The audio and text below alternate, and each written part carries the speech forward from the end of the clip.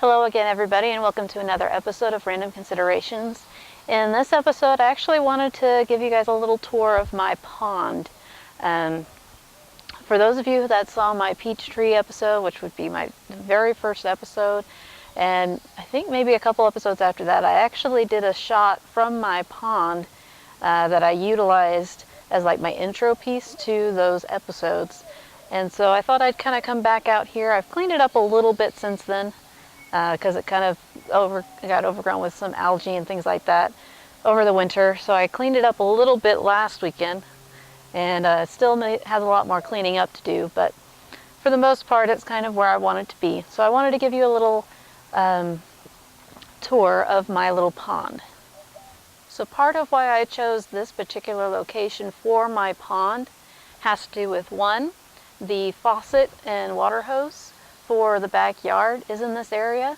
So if there's any dripping coming from the spout or any excess water coming off of the hose, it'll all collect in this rock area and descend down into the pond. Now this rock area it is part of the pond. The pond liner goes all the way up to the house, but the actual pond doesn't actually begin until about here, where the water mint is, which I'll go into that in a minute.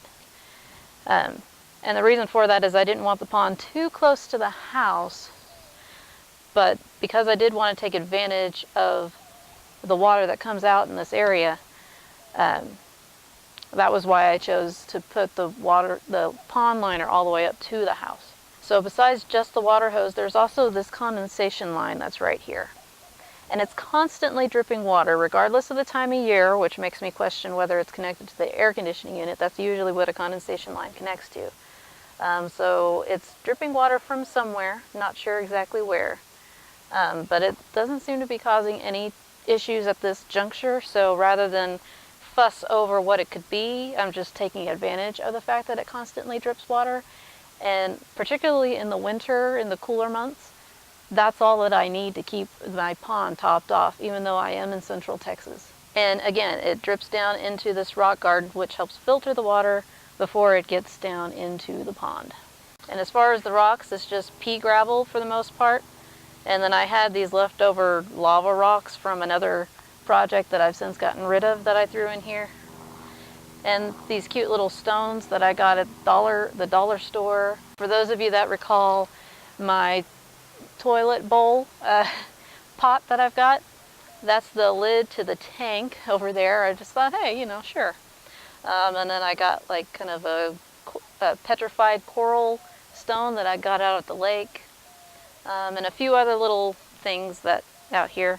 This little plastic frog thing that I used to be part of my Halloween decoration. Somehow it got left outside or something, so it's a faux little frog that hangs out by the pond.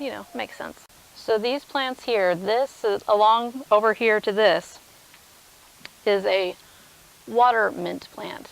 Now, I don't know exactly the exact variety, but basically this is a particular variety of mint that's supposed to be able to be a pond plant. And I actually did purchase it from a pond garden center. And I started it out actually in the pond, and then as it grew out, it ended up taking root around the pond. So now it's kind of more as a border in a lot of places. But these pieces here are still technically growing in the pond itself, and they're growing along this brick border that I set up initially to separate the pebbles from the filtration area and the pond itself.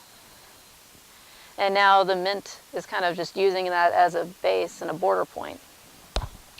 Now it is very prolific, and I do have to keep it cleared out of the actual pond itself as much as possible, but I also leave it there so that the fish can have a place to kind of hang out and hide and lay their eggs and that sort of a thing.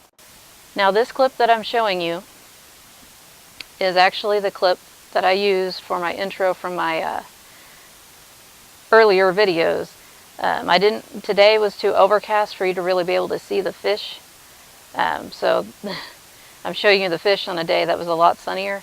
But these little fish are called mosquito fish. And I think they're called that more because they're a fairly small fish as opposed to them eating mosquitoes. I, th I think they may eat mosquito larvae, but not entirely sure. I know that since we've had this pond with these fish in it, we haven't had as much of a mosquito problem. But I don't think that that's their exclusive diet. I think that when we bought these at the store, we didn't buy very many, and now we've got a good 50 of them at least. And that's assuming there haven't been more in there. But they kind of told us that these are the kind of fish that can pretty much live in a mud puddle and they'll be fine.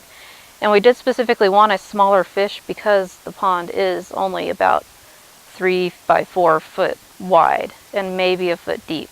So we certainly weren't going to get a fish that gets big enough to where it would need a bigger pond than that, because we didn't want a bigger pond than that. But when we've actually sat and watched them, we find that they pretty much will just munch down on anything that's in the algae. I've noticed that they kind of root around in it and chew on some stuff and then spit it back out. So I think they eat like small microbes and bugs that actually grow on the algae itself. But I'm not entirely sure about that. I think I've looked it up before, and I think that's what I read, but I'm probably going to need to go back and look that up again.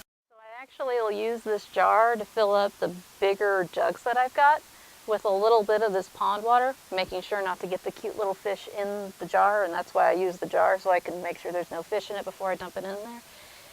And what I use with the jugs for is I'll actually tip them over, invert them into my pots, or my planters where I've got my other vegetables growing, as a kind of inoculated water, if you will, that kind of slowly drips into the planters. And so far that seems to be working pretty well. And it doesn't really deplete the pond too much at all, because I only do a couple at a time anyway. Depending on the plants, it depends on how much it sucks it up. So at least right now, it's not really depleting the pond too much at all.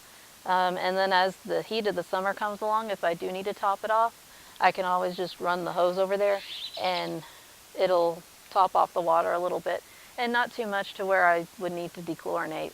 It's only if I would really have to like dump in a lot of water into here that I would need to worry about using some kind of chemicals and stuff to help take the chlorine out of the water to take care of the fish. But I rarely have, even in the heat of the summer, I rarely have to really top it off.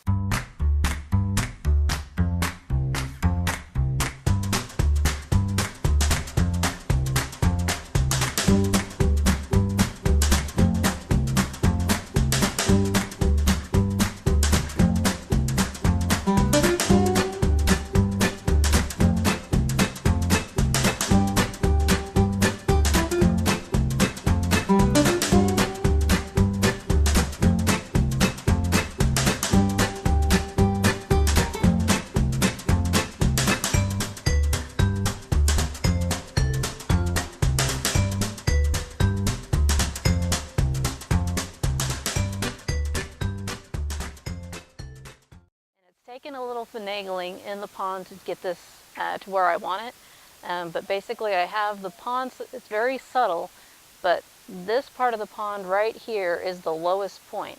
So if as the pond gets full, and it's pretty full right now, it actually overflows at this point, and I don't think you'll be able to see it because it's under all these weeds, or the mint plant and other weeds. But there's like a little drip tray down there that kind of sends it another 2 feet out. And then that's kind of the new destination point for the moisture.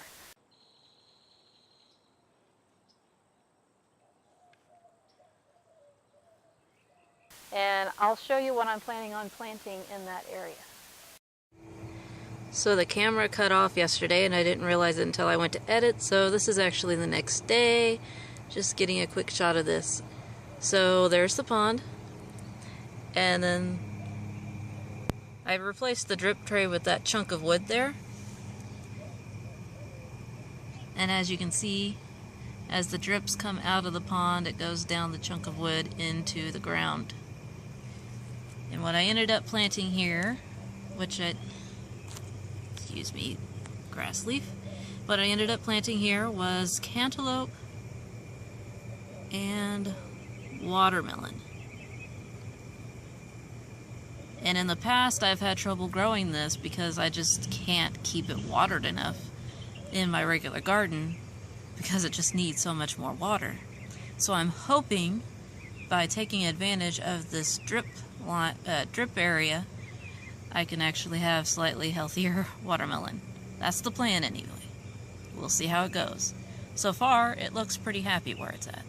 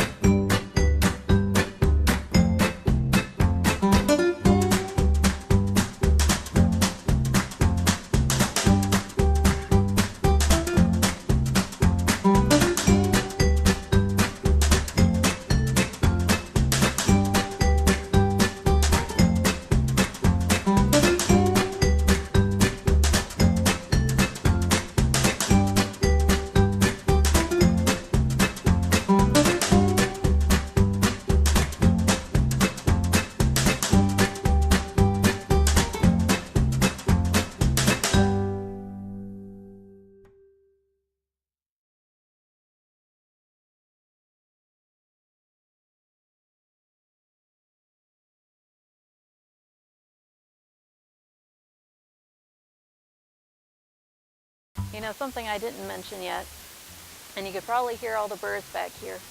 The neighbors on both sides of me do like to feed the birds, and the birds also seem to like my backyard when I mow. But I find that the birds also really do like my pond, particularly the pigeons. They really like to come down here. Last season, before all that water mint grew up there, they would kind of hang out on the bricks over there and stand there to get down there and get some water. But now they're coming around to some of the drier low points on these rocks. But they come down here all the time, give themselves their little bird baths and get a drink and all that good jazz. And who knows, maybe they munch on fish too, I don't know. My best recommendation at this point, I mean, I don't have any kind of filter. When I first installed it, I put in like a little solar powered water filter, or water fountain that didn't really do much. So at this point, it pretty much keeps itself flushed out by constantly having the condensation line dripping on one end and then overflowing out the other. So that's going to be the end of this episode. I hope you enjoyed it, and I hope it gives you an idea if you want to do a pond for yourself. So if you like this episode, go ahead and give it a thumbs up. If you'd like to see more of my episodes, go ahead and click on subscribe. If you would like to keep up with me through any social media, all the social media things that I do are linked down below. If you're into genealogy, I have a genealogy channel called Monkey in My Tree, and that is also linked down below. So that's going to be it. Thank you for watching, and have a great day.